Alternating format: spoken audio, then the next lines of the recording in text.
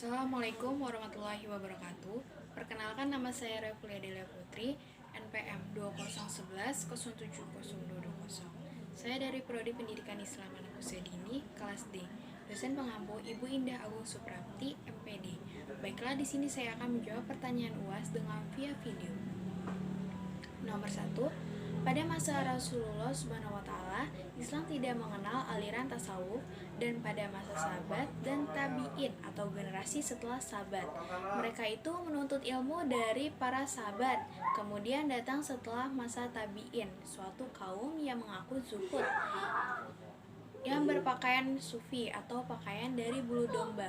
Maka karena pakaian inilah mereka mendapat julukan sebagai nama bagi mereka, yaitu sufi, dengan nama tarekatnya tasawuf.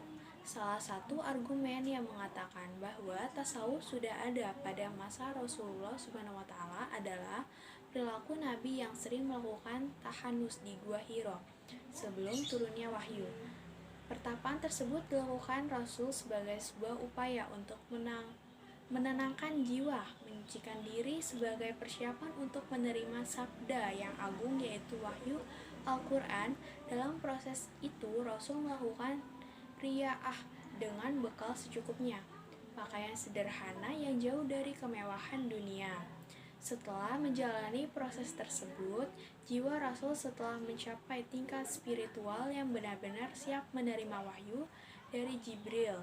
Kehadiran tasawuf di era modern diyakini mampu mengatasi krisis spiritual, karena tasawuf berperan penting mempertahankan keseimbangan antara budaya dengan agama, menguasai perkembangan ilmu pengetahuan, teknologi, industrialisasi, serta meningkatkan iman dan takwa, mengisi kegersangan rohani, dan memberi makna spiritual.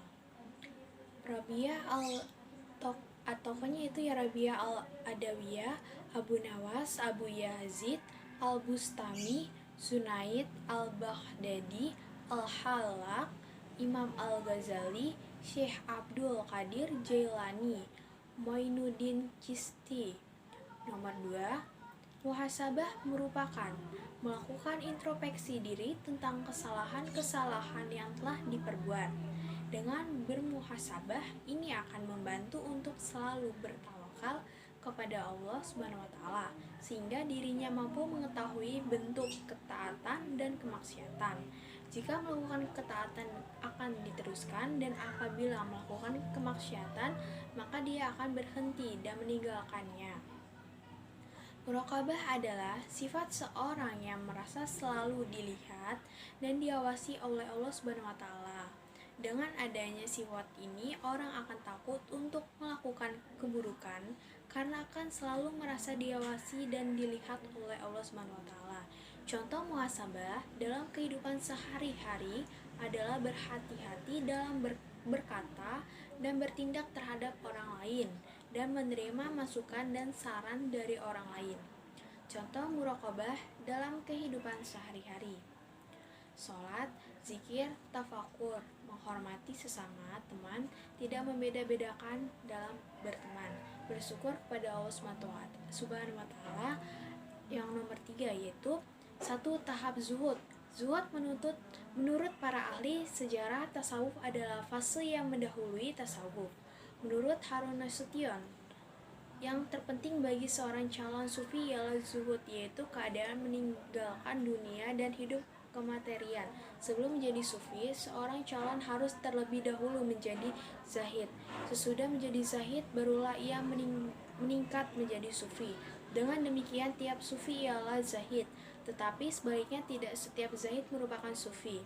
Yang kedua, tahap tasawuf falsafi, abad ke-6 Hijriah. Pada tahap ini, tasawuf falsafi merupakan perpaduan antara pencapaian pencerahan mistikal dan pemaparan secara rasional filosofis. Ibnu Arabi merupakan tokoh utama aliran ini, di samping juga Al-Qunawi. Muridnya sebagian ahli juga memasukkan Al-Hallaj dan Abu Yazid al-Bustami dalam aliran ini. Aliran ini kadang disebut juga dengan irfan, karena orientasinya pada pengetahuan tentang Tuhan dan hakikat segala sesuatu. Yang ketiga, ketiga tahap tarekat pada abad ke-7 dan seterusnya.